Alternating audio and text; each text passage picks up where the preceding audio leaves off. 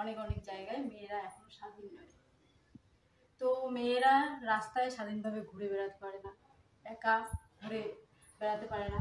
একটা মেয়ে যদি রাস্তায় একা চলছে, তো সেই মেয়েটাকে একা দেখে তো নানান রকমের বাজে কমেন্ট করা, এটা একটা মেয়েদের ক্ষেত্রে এই যে জিনিসগুলোকে মেনে নেওয়া খুবই কঠিন হয়ে ওঠে। একটা মেয়েকে একটা বাজে ভাষায় কথা বলা, এই বাজে ভাষাটি মাথায় রেখে ডিপ্রেশনে চলে যায় বা ভাবতে থাকে যে এই জিনিসটা কিভাবে আমি এটা নই, তবুও কেন বলবো। এই জিনিসগুলো খুবই খারাপ। তো আজকে স্বাধীনতা দিবস, তো এই জিনিসগুলো আমি এর জন্যই বলছি যে আমাদের দেশে এখনো মেয়েরা স্বাধীন নয় আর স্বাধীনভাবে চলতে পারে না।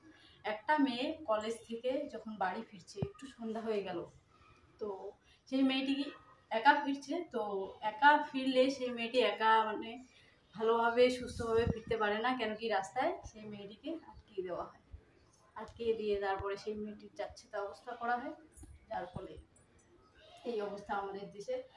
আর কি বলবো, বুঝতেই পারছেন যে কি বলতে চাইছি। তো মেয়েরা এখন স্বাধীন নয়, এই এই জিনিসটা এখনো আমি বারবারই বলছি যে স্বাধীনভাবে মেনে নিচ্ছি ঠিকই, কিন্তু আমরা এখনো জাগরুকতাটাকে কি করব, মানে কি বলতে চাইছি আর কি, বুঝতে পারছো যে জাগরুকতাটা দরকার, প্রত্যেকটা ব্যক্তির মধ্যে দরকার। তাছাড়া না সম্ভব নয়। ব্রিটিশদের কাছ থেকে আমরা কিন্তু আমাদের দেশ আমাদের কাছেই স্বাধীন নয়, আমরা এখনো স্বাধীনভাবে চলতে পারি না। কেন চলতে পারি না? এই যে অত্যাচারগুলো মেয়েদের ওপর হয়ে থাকে। তো ছোট্ট মেয়ের থেকে বড় মেয়ে, তারপরে মহিলা, তারপরে সেই বৃদ্ধ, সবাই অত্যাচার সহ্য করেই যাচ্ছে। এখন তার ছেলে রয়েছে, বউ রয়েছে, নাতি রয়েছে, তা সত্ত্বেও সে স্বাধীনভাবে জীবনযাপন করতে পারছে না। কেন? তার ছেলে তাকে ধরে মারছে। তো সেও স্বাধীন নয়।